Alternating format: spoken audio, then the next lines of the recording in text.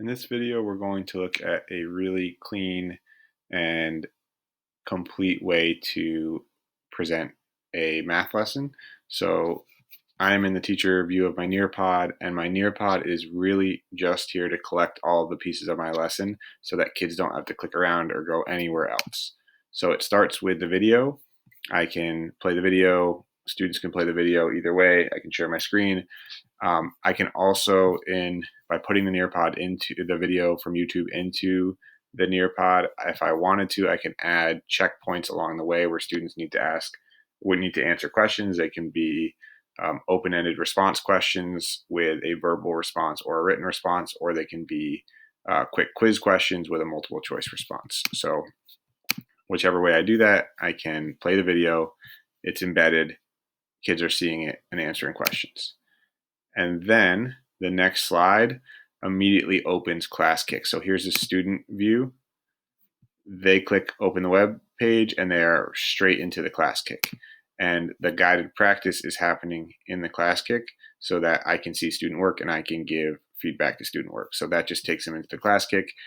They can stay there until I'm ready for us to move on. And then same thing, takes them right into their Edge Elastic. So they would be right here. They click open web page. They're in their Edge Elastic already.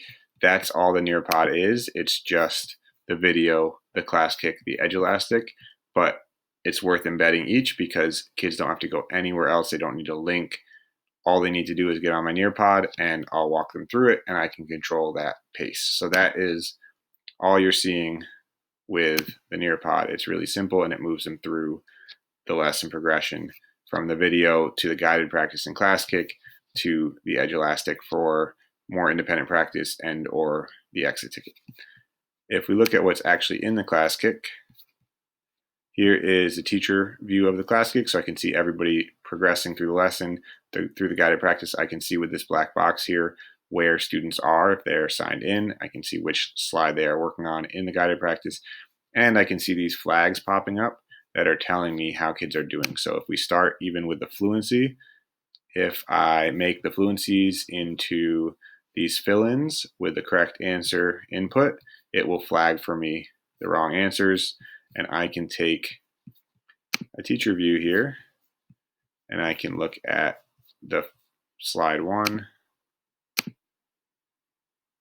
quick skim, and I can see any flags popping up red on the fluencies by making those fill-ins. Then we'll go back to viewing all slides. The other things that I can do here is I can get in there and write on a student's slide directly, so I can provide some scaffolding for them. I could jump into, this is Jeremiah's slide, or this is Paul's slide that I'm helping with, and I can make those 4 groups.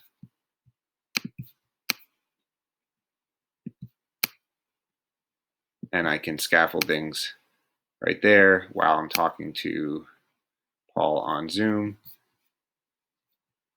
Can also use this chat, so I can chat back and forth over here with the student. Again, going back to the view, I can see if a student raises a hand. So let's say that this student needs help. They'll raise a hand on this page. Please help. When I'm in the teacher view, I'm seeing that hand pop up. I can jump straight to that and help them with the chat. I could also help them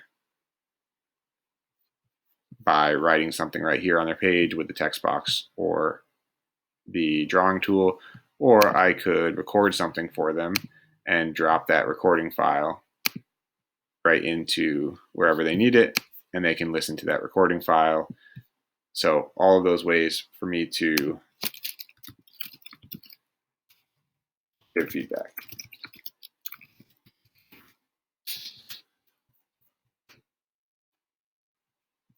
By putting those fill-ins or those multiple choice questions in, we'll see these flags pop up from the overall view, and then I can see how kids are doing in the guided practice by using ClassKick. One other thing I can do on my ClassKick is put in some manipulatives. So if we look at the student view again, that's potentially a useful scaffold.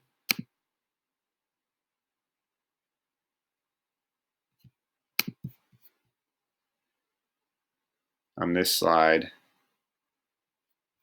kids can drag and drop these as they're making their groups. And then they can write their response here.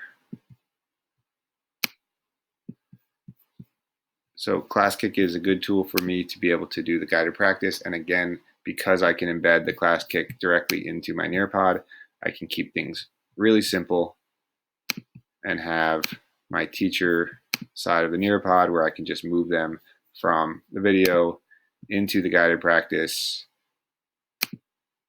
and into